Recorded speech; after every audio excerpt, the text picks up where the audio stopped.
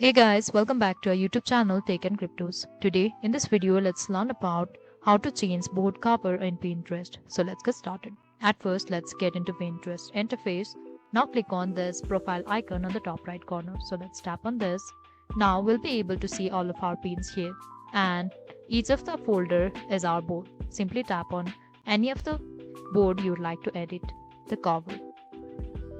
So now in top we can see there's three dots, so let's tap on this, and here's an option for edit board, so let's tap on this. Now simply click on this plus icon to change or add the board cover, so let's tap on this. Now you can choose any of this and finally click on done.